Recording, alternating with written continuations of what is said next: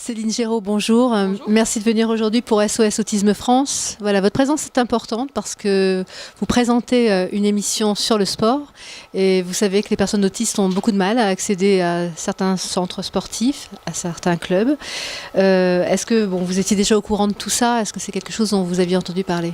Absolument, et je suis très sensible justement à cette forme d'exclusion, parce que là on parle vraiment d'exclusion, parce que j'en connais des personnes autistes, et on en parle souvent, et ils me disent mais il y a plein d'activités sportives que peuvent faire les gens qui voient pas bien, qui entendent pas bien, qui ont du mal à se déplacer, et pourquoi nous, qui sommes un peu différents, pouvons pas essayer de faire du judo, puisque c'est mon sport, mais d'autres activités sportives beaucoup plus simples, des fois exercées, que le judo qui est un peu technique.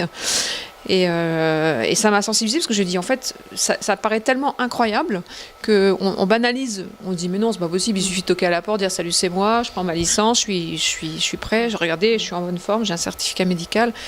Et non, en fait, je pense qu'il faut peut-être réfléchir autrement en se disant pourquoi.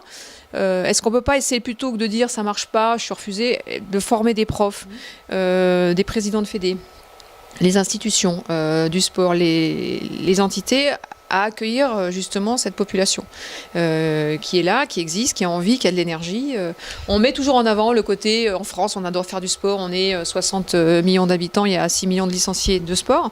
Et pourquoi il n'y a pas plus de... Oui, quand on regarde les licenciés handicapés, il n'y en a pas beaucoup. Exactement, voilà. Mais justement, et je pense qu'il faut raisonner autrement. C'est-à-dire, si vous venez, et si on vient en proposant une méthode et qu'on forme les profs ou les éducateurs de sport à accueillir cette population, il n'y a aucun souci, quoi. Et c'est tout simple en fait. C'est pas... Oui, surtout que dans la charte olympique, ce principe justement de solidarité, d'entraide justement aux plus faibles, elle fait partie de la charte, et on a l'impression que parfois on a de beaux principes en France, avec une charte olympique, avec une loi par rapport au handicap, et que dans les faits, en fait, la vie de ces enfants et de ces adultes est très très différente. Exactement, et je pense qu'il faut profiter aussi du fait qu'on soit dans une dynamique en ce moment très positive sur une candidature de Paris pour les Jeux 2024, où on en fait des caisses sur le côté, on va mettre tous les efforts de la nation derrière cette candidature, pour des installations magnifiques, pour des sportifs engagés, on met devant des têtes d'affiche, etc.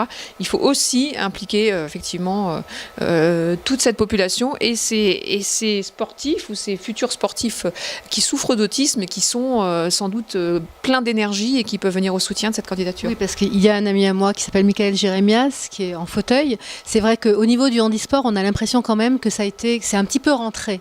Oui. Et encore, ça a du mal, mais bon, il y a encore, je trouve, il y a pas mal de choses de faites. Mais c'est vrai que tout ce qui est autisme et d'autres syndromes comme ça sont un petit peu plus délaissés. Et en fait, nos enfants autistes, on ne peut pas non plus les mettre dans des clubs handi parce qu'on nous les refuse. C'est ça, voilà. Donc c'est pour ça que je dis que c'est une forme d'exclusion, parce qu'on n'a pas prévu aujourd'hui justement le cadre pour accueillir cette population. Et c'est rien, à mon avis, à faire. Et il faut profiter de l'énergie qu'on a en ce moment, effectivement, sur les Paralympiques. Vous l'évoquiez, il y a énormément de choses qui sont faites, et on va diffuser, nous, pour la première fois, cet été à Rio, les Jeux paralympiques en direct, parce que jusque-là c'était toujours du différé.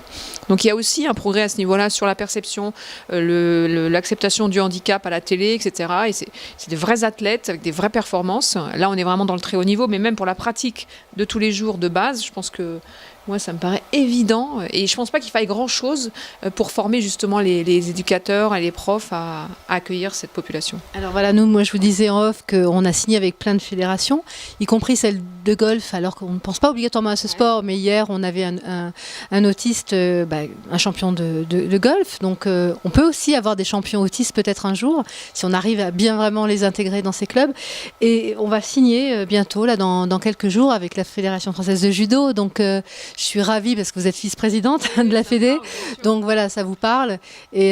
Mais bon, je pense quand même qu'il y a beaucoup d'enfants autistes qui font du judo, donc malgré tout, c'est un sport, même s'il y a une procédure et un rituel, je pense qu'ils sont faits aussi pour ça. Tout à fait, oui, parce que c'est un sport où il faut réfléchir beaucoup, et on sait qu'effectivement, ils ont une perception et une intelligence supérieure, et je serais assez curieuse justement de voir, nous les judokas, on est toujours en train d'anticiper, c'est le principe du judo, c'est action-réaction. Donc on anticipe toujours ce que l'adversaire va faire pour avoir un coup d'avance. Et là, on est ravis pour le coup de passer ce pacte avec vous, parce que là aussi, ça va montrer que le judo est un sport pour tous. On a presque 600 000 licenciés. Il y a des clubs partout en France. Et c'est un sport qui est hyper accessible à la fois sur le plan économique, parce qu'à 10 € on a un kimono, et aussi parce que c'est un sport où il y a beaucoup d'enfants. Et dans le rapport à l'autre, l'appréhension de la chute, on casse vachement de codes. Et je sais que les gamins qui démarrent le judo, qui sont sourds, malentendants, malvoyants, qui ont des fois des handicaps moteurs ou cérébraux, ils ont énormément progressé, quoi. Et ils se sont ouverts aux autres, parce que le judo, c'est un sport individuel, certes, mais tu as besoin de l'autre pour progresser. Et par rapport au syndrome dont souffrent les autistes, je trouve que ce serait super intéressant de suivre une population comme ça sur plusieurs années, un groupe type qu'on pourrait imaginer, et se dire, tiens, on les retrouve dans 5 ans, dans 1 an, ou dans 10 ans, et on voit ce qu'ils sont devenus. En tant qu'homme et en tant que judoka, parce que l'un ne va pas sans l'autre.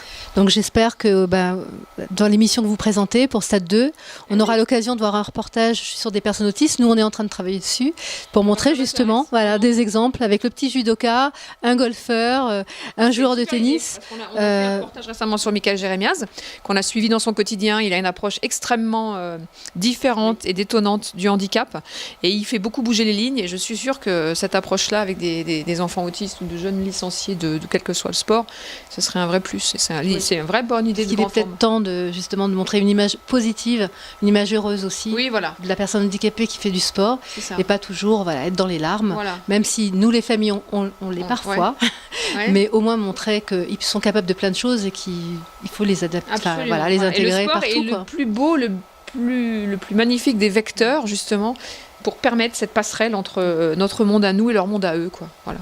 Alors, vous avez dit le mot de la fin. Merci Céline.